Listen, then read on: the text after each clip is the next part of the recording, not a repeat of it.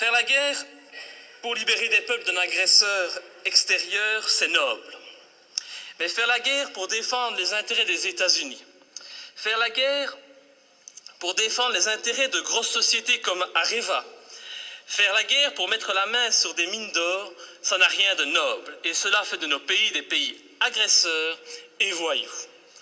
Personne n'ose parler, mais qu'à cela ne tienne, je ne me tairai pas.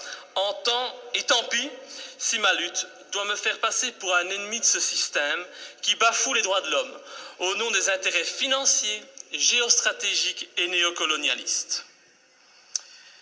Bafouer ce régime et le dénoncer, c'est un devoir et une fierté pour moi. Et sincèrement, et je m'excuse pour le vocabulaire populaire utilisé, j'emmerde tous les soi-disant bien-pensants, qu'ils soient de gauche, de droite ou du centre, qui sont aujourd'hui au basque de nos pouvoirs corrompus et qui se plairont à me tourner en ridicule. J'emmerde nos dirigeants qui jouent avec leurs bombes comme des gamins dans une cour de récréation. J'emmerde ceux qui prétendent être des démocrates alors qu'ils ne sont que des criminels de bas étage.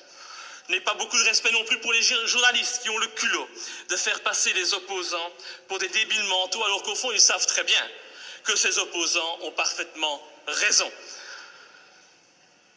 Je méprise enfin au plus haut point ceux qui se prennent pour les rois du monde et qui nous dictent leurs lois, car moi je suis du côté de la vérité, du côté de la justice, du côté de ces victimes innocentes du pognon à tout prix. Et c'est pour cette raison que j'ai décidé de m'opposer clairement à cette résolution qui envoie notre pays soutenir la France dans son opération néocolonialiste. Depuis le début de l'opération française, le mensonge est organisé. On nous dit que la France ne fait que répondre à l'appel au secours d'un président malien. On en oublierait presque que ce président n'a aucune légitimité et qu'il a été mis en place pour assurer la transition suite au coup d'État de mars 2012. Qui a soutenu ce coup d'État? Qui en est à la base? Pour qui travaille ce président de transition? Voilà le premier mensonge. Le président français François Hollande ose prétendre mener cette guerre pour lutter contre les djihadistes qui menacent, ils menacent, rendez-vous compte, le territoire français et européen. Mais quel vilain mensonge! En reprenant cet argument officiel, tout en profitant pour effrayer la population, en augmentant le niveau de la menace terroriste, en mettant en œuvre le plan Vigipirate, nos dirigeants et les médias font preuve d'un culot inimaginable.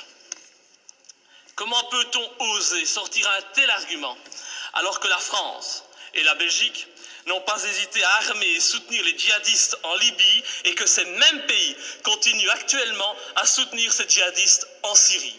Ces prétextes ne servent qu'à cacher des desseins stratégiques et économiques.